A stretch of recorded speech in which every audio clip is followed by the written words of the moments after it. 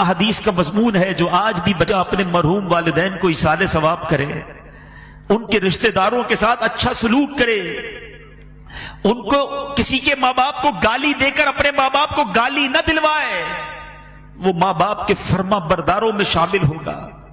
لوگ اپنے ماں باپ کو گالیاں دلواتے ہیں، کیسے؟ صحابہ نے کہا حضور اپنے ماں باپ کو کون گالی دے سکتا ہے؟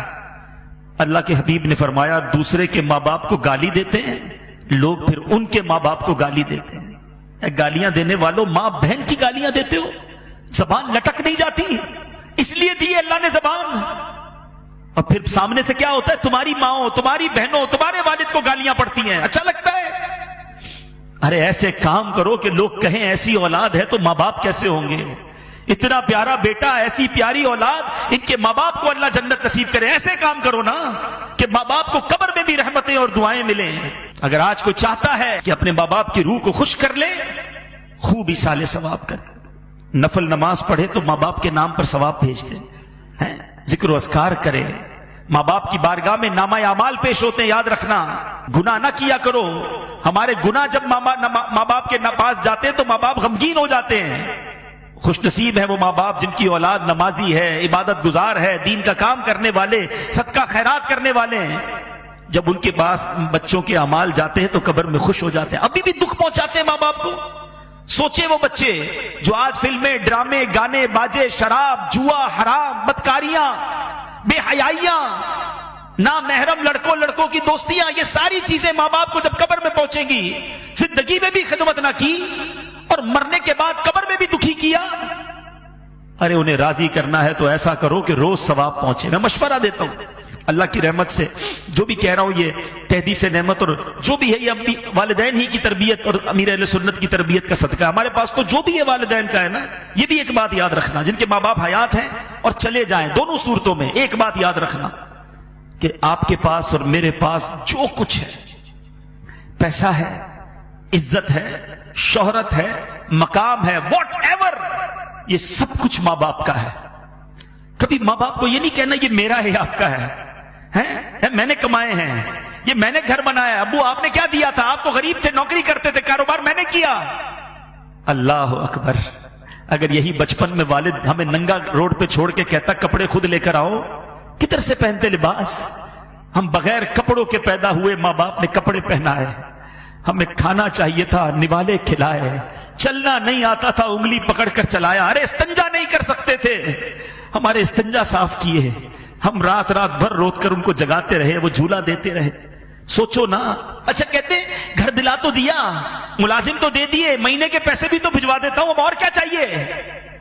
ارے ماں باپ کو یہ نہیں چاہیے، ماں باپ کو آپ چاہیے، ماں باپ کو بیٹا چاہیے، ماں باپ کو بیٹی چاہیے، اس کے دو میٹھے بول چاہیے، اس کا پیار چاہیے، اس کی محبت چاہیے۔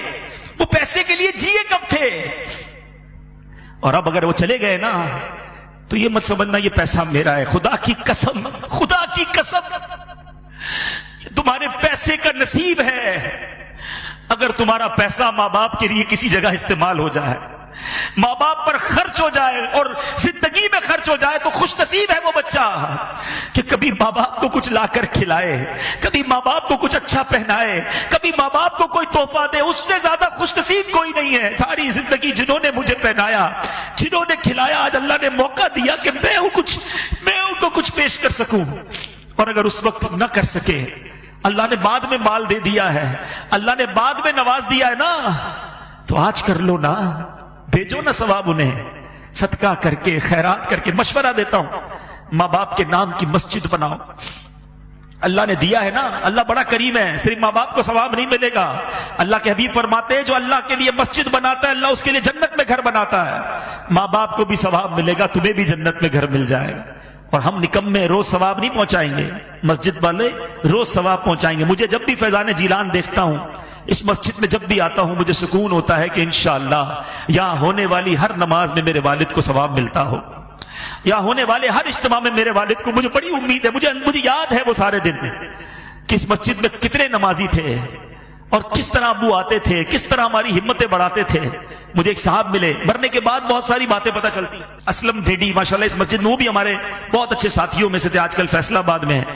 مجھے ان کا میسج آیا، کہتے عبدالحبیب بھائی یوں تو آپ کے والد صاحب کی بہت ساری یادیں ہیں، مگر ایک بار فیضان جیلان مسجد، جب یہاں گھر تھا، یہ مسجد گھر کے اندر تھی، تعمیر نہیں ہوئی تھی، چھوٹا سا ایک گھر تھا، تو کہتے اتنی بارش ہوئی کراچی میں کہ پانی بھر گیا، ساری رات بارش ہوتی رہی.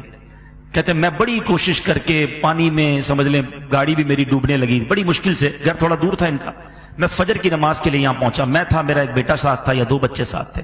کہتے مسجد میں آیا، کوئی نہیں تھا سوائے آپ کے والد صاحب کے. یہ اب بتایا انہوں نے والد صاحب کے انتقال کے، بولا اکیلے آپ کے والد صاحب بیٹھے تھے اور انتظار کر رہے تھے کوئی نمازی آ جائے تو ہم جماعت سے فجر ادا کر لیں. تو اللہ تعالیٰ ان کو جنت الفردوس میں اعلیٰ مقام عطا. ابو کی تو اب یادیں ہی رہ گئی، مگر اب میں یہ چاہتا ہوں، ہماری تو وہ دولت چلی گئی. جس کے پاس ہے قدر کر لو، دعائیں لے لو. صلو علی الحبیب صلی اللہ تعالی علی محمد. مجھے اپنی اور ساری دنیا کے لوگوں کی اصلاح کی کوشش کرنی ہے.